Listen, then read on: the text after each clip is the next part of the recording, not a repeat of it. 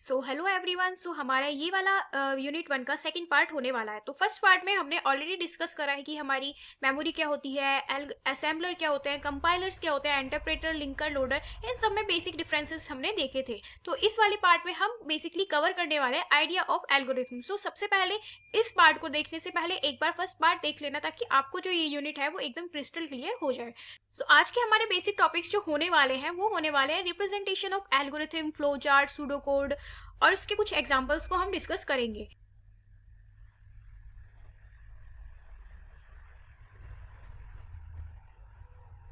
सो algorithm क्या होता है? देखो, एल्गोरिथम को हम सिंपल लैंग्वेज में समझते हैं कि एल्गोरिथम बेसिकली हमारे किसी भी चीज को लिखने का एक स्टेप बाय स्टेप प्रोसेस होता है। फॉर एग्जांपल देखो, अगर आपको कुछ भी नंबर्स को ऐड करना है तो वहां पे आप एक सिंपल लॉजिक बनाओगे कि हाँ, एक नंबर हमारे पास लेट्स सपोज 5 दे रखा है और दूसरा नंबर हमारे पास दे रखा है 10। सो इसमें हम दोनों को ऐड कर देंगे तो हमें पता चल जाएगा कि दोनों का सम क्या है। यहाँ पे सिंपल सा हमने लॉजिक लगाया है कि वहाँ पे एडिशन परफॉर्म हो रहा है। अब एक बात ये समझते हैं कि हम इसमें एल्गोरिथम को यूज ही क्यों कर रहे हैं अपने सिस्टम के अंदर, क्यों हमें इसकी जरूरत पड़ी है। तो देखो, हमारा जो सिस्टम होता है उसी प्रोग्रामिंग के अंदर वो सिंपल नहीं समझ पाता कि हम क्या अपने काम को कैसे कराना चाहते हैं, कैसे बोल रहे हैं। हमें एक सिंपल लॉजिक तैयार करना पड़ेगा जिसके बेसिस के ऊपर जो हमारा सिस्टम है वो वर्क करेगा। देखो, सिंपल सा हम अगर इसका रूल समझे तो एल्गोरिथम होता है वो हमें बताता है कि व्हाट टू डू, और जो सी प्रोग्रामिंग होती है वो हमारे बताती है कि how to do. Okay, so let's start. So कुछ हमारे इसके मेथड्स होते हैं तो उनको हम डिस्कस करने वाले हैं। उससे पहले हम डिस्कस करेंगे एल्गोरिथम के कुछ एग्जांपल्स को। ओके, तो मेथड्स कौन कौन से हो सकते हैं? तो फ्लो चार्ट हो गया, सूडो कोड हो गया, नेचुरल लैंग्वेज हो जाती है, प्रोग्रामिंग लैंग्वेज। ये हमारे इसके कुछ एल्गोरिथम के मेथड्स होते हैं। इंपॉर्टेंस क्या होती है कि हमें एक बेटर अंडरस्टैंडिंग के लिए हम समझ जाते हैं कि हाँ, हमारा कुछ भी एक पर्टिकुलर प्रोग्राम है, अगर उसमें हम एल्गोरिथम लिखते हैं तो वो लॉजिक बिल्ड कर देता है कि हाँ, इस पर्टिकुलर पॉइंट के लिए इस हमारा जो है प्रोग्राम इस तरीके से लिखा गया है। इजी टू अंडरस्टैंड होता है और एक बिगिनर के लिए बहुत ही ज़्यादा इजी मेथड हो जाता है किसी भी कोड को लिखने के लिए। सो let's start from the examples, तो उससे अच्छे से आपको और समझ में आ जाएगा। ओके, सो अभी हमें क्या करना है, यहाँ पे हमें एडिशन करनी है कि मतलब इसमें हमें देखना है कि कौन सा नंबर जो है वो लार्जेस्ट है 2 नंबर्स के अंदर। तो देखो, सिंपल हम लॉजिक लगाते हैं इसके अंदर। सबसे पहला स्टेप क्या होगा, अगर आपको कुछ भी 2 नंबर्स दिए जाएंगे तो स्टेप 1 में आप यही देखोगे कि हमें स्टार्ट करना है, किसी भी काम को स्टार्ट करते हैं हम सबसे पहले तो यही करते हैं ना। उसके बाद हम देखते हैं कि हमारे 2 नंबर्स क्या क्या है, रीड करेंगे कि हाँ, हमारा ए नंबर क्या है और बी नंबर हमारा क्या है। देन उसके बाद हम देखते हैं कि ए, अगर हमारा जो ए है वो ग्रेटर देन हो जाता है बी से, तो क्या होगा, हमें क्या प्रिंट कराना है कि प्रिंट हम क्या कर देंगे, ए जो है वो लार्जेस्ट नंबर है। एल्स, एल्स के इफ एल्स वाले जो है पार्ट वो हम आगे चल के डिस्कस करेंगे कि इफ एल्स हमारा क्या होता है। तो उससे आपको बहुत अच्छे से लॉजिक समझ आ जाएगा कि हम क्यों यूज करते हैं। ओके, बेसिकली कंडीशंस होती हैं, मैं आपको थोड़ा सा आइडिया दे देती हूँ ताकि आपको समझ आ जाता है कि अगर हमारी ये कंडीशन सेटिस्फाई नहीं होती है तो उसके बाद वो चेक करे दूसरी कंडीशन के पास जाके कि उसकी कंडीशन क्या आती है। ओके, तो अगर नहीं बनता है तो जो बी होगा वो लार्जेस्ट हो जाएगा। सिंपल लॉजिक है इसका। फिर जो हमारा एल्गोरिथम है वो यहाँ पे आके बंद हो जाएगा। अभी देखो, अगर हम यहाँ पे कंडीशन हम कुछ और लगा देते, अगर हम यहाँ कर देते कि if b is greater then a, तो क्या प्रिंट हो जाता है यहाँ पे कि a जो है वो हमारा स्मॉलेस्ट है, else b is largest number. Simple logic बन जाता है। ओके, सो दूसरे एग्जाम्पल की तरफ मूव करते हैं। देखो, दूसरा एग्जाम्पल देखते हैं हम एल्गोरिथम का कि हमें क्या फाइंड करना है, नंबर इज ओड और इवन। मैंने यहाँ पे 2 ही एग्जाम्पल्स लिए हैं ताकि अभी हम जब आगे डिस्कस करेंगे, हमारी एग्जाम से आने वाले होंगे तो उसमें हम अच्छे से सारी चीज़ों को कवर करेंगे और पीवाईक्यूज को सॉल्व करेंगे। ये दोनों क्वेश्चन से इंपॉर्टेंट है, मैंने पीवाईक्यूज से ही लिए हैं ये क्वेश्चंस भी। ओके, सो स्टार्ट करते हैं। सबसे इसमें आपको एक कंडीशन याद रखनी पड़ेगी। इवन के लिए क्या कंडीशन होती है, and mod 2 is equals to 0, तो प्रिंट करना है नंबर इज इवन। सिर्फ आपको ये कंडीशन ही चेक करनी पड़ेगी, ये बहुत ही ज्यादा इंपॉर्टेंट कंडीशन होती है हमारी। एल्स क्या हो जाएगा, नंबर जो है अगर वो सेटिस्फाई नहीं करता इस पर्टिकुलर कंडीशन को, अगर यहाँ पे 1 आ जाता है, 2 आ जाता है, 3 आ जाता है, तो ये सेटिस्फाई नहीं करेगा, तो वहां पे नंबर जो है वो हमारा ओड हो जाएगा। ओके, आगे मूव करते हैं।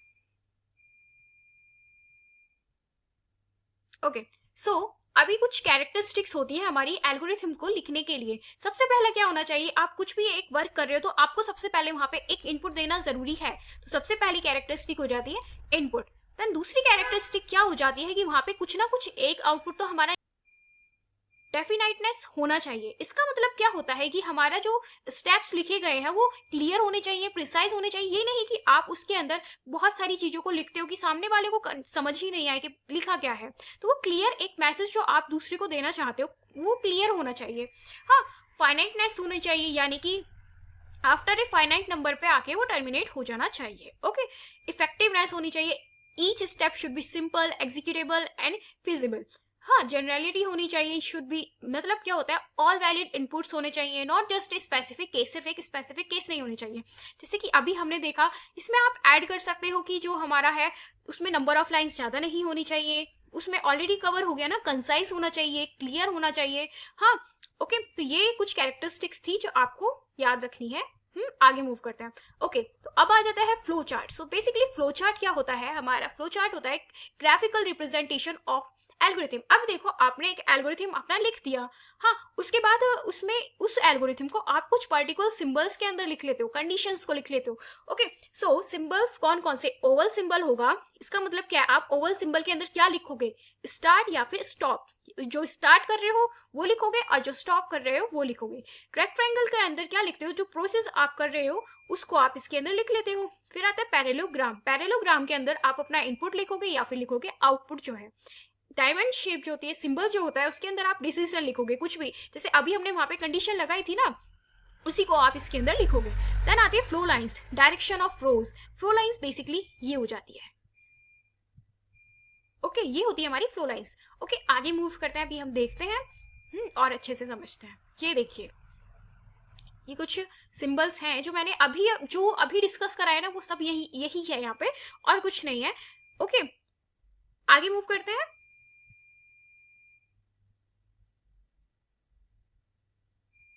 Okay, so this is our first question. हाँ, क्वेश्चन क्या है हमारा, हमें यहाँ पे टू नंबर्स का लार्जेस्ट फाइंड करना है। अभी हमने देखा था कि सबसे पहला एल्गोरिथम के अंदर हमने स्टेप देखा था कि सबसे पहले क्या होगा, स्टेप 1 में स्टार्ट होगा, प्रोसेस जो है वो कुछ भी स्टार्ट हो रहा है। ओके, देन इसके बाद क्या होगा, हमने अभी देखा उसके बाद क्या था, रीड ए या बी को रीड करता है कि ए की वैल्यू क्या है और बी की वैल्यू क्या है। अभी देखो, अभी हमने देखा डायमंड के अंदर क्या लिखता है, जो डिसीजन होता है हम वो इसके अंदर लिखते हैं। हाँ, या तो देखो, अगर ए जो है वो ग्रेटर देन बी हो जाता है तो डिस्प्ले बी करेगा नो। अगर यस हो जाता है तो डिस्प्ले करेगा ए। अदरवाइज जो यहाँ पे आके हमारा प्रोसेस है वो हो जाएगा स्टॉप, कि पता चल जाएगा कि कौन सा नंबर हमारा बड़ा है। ओके, दूसरा एग्जांपल देखते हैं, उससे समझते हैं। आता है कि हमें लार्जेस्ट ऑफ 3 नंबर्स का फाइंड करना है कि फ्लो चार्ट क्या बनेगा। ये इंपॉर्टेंट है, इसको मार्क कर लेना, इंपॉर्टेंट है इसको। ओके, सो देखो, सबसे पहले कंडीशन आपने लगाई, वही स्टार्ट करा, देन उसके बाद रीड करा ए बी सी। अभी देखो, हम एकदम से कुछ भी कंक्लूजन नहीं निकालते, हम पहले 2 में देखेंगे कि हाँ, अगर ए और बी में से कुछ भी एक निकल जाता है, वहां से हमें आंसर मिल जाएगा कि हाँ, अब हमें किसके बीच में कंपैरिजन करना है। अभी ये देखो, ए इज ग्रेटर देन बी हो जाता है, फिर क्या होगा, इज वो चेक करेगा B is greater than C है। अगर हाँ है तो display B is largest. Otherwise अगर ये कंडीशन हमारी यस हो जाती है, A is greater than B हो जाता है, तो वो फिर चेक करेगा कि क्या ए सी से बड़ा है। अगर है तो प्रिंट करेगा ए इज हमारा लार्जेस्ट नंबर है। अदरवाइज दोनों ही कंडीशन फॉल्स हो जाती है तो प्रिंट क्या करेगा, सी इज द लार्जेस्ट, और ये हो जाएगा हमारा यहाँ पे एंड। ओके, सो आगे मूव करते हैं। ओके, अब आ जाता है सूडो कोड। ओके, तो देखो, अभी हमने एल्गोरिथम देखा, फ्लो चार्ट देखा। सूडो कोड क्या होता है, हमारा एक स्टेप बाय स्टेप डिस्क्रिप्शन होता है ऑफ एन एल्गोरिथम का, जो कि हम सिंपल अपनी लैंग्वेज में लिखते हैं, यानी कि इंग्लिश में लिखते हैं।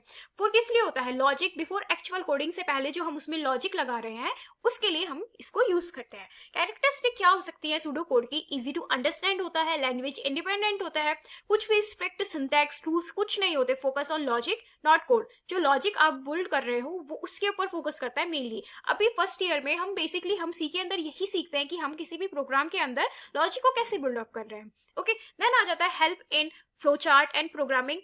प्रोग्राम राइटिंग के अंदर हेल्प करता है। अभी देखो, आपको कुछ भी एक क्वेश्चन दिया गया है तो आप सबसे पहले उसको देखोगे ना कि हाँ, इस पर्टिकुलर क्वेश्चन के लिए क्या क्या कंडीशंस हो सकते हैं, तो वो होती है हमारी बेसिकली, हम सूडो कोड उसको कंक्लूड करते हैं। ओके, आगे मूव करते हैं। हाँ देखो, अभी क्वेश्चन आ जाता है यहाँ पे, लार्जेस्ट ऑफ 2 नंबर्स, 2 नंबर्स का लार्जेस्ट हमें यहाँ पे फाइंड करना है। अभी मैंने आपको बताया था, तो सबसे पहले क्या करेगा, रीड ए बी को हमने रीड कर लिया था, वही सिंपल है, कुछ भी बेसिक इसमें बहुत ही ज्यादा सिंपल है, कुछ ऐसा कुछ फंडा नहीं लगने वाला है। तो ओके, सो आज का लेक्चर हमारा यहीं पे खत्म होता है। आने वाले लेक्चर्स बहुत ही ज़्यादा इंपॉर्टेंट होने वाले हैं, उनको देखना बिल्कुल मत भूलना, बहुत ज़्यादा इंपॉर्टेंट है आने वाले लेक्चर्स। बेसिकली हम अपना सी का फर्स्ट प्रोग्राम है उसको देखेंगे, और कैसे एक प्रोग्रामिंग लैंग्वेज को हम करते हैं, कैसे एक कोड लिखा जाता है, वो सब कुछ हम इसके अंदर सीखने वाले हैं। ओके, और अगर आपको लेक्चर अच्छा लगा तो अपने फ्रेंड्स के साथ शेयर करना मत भूलना, और सब्सक्राइब एंड लाइक करना मत भूलना। सब्सक्राइब करना ताकि आप आने वाली अपडेट्स को मिस ना करो। Okay, thanks for watching.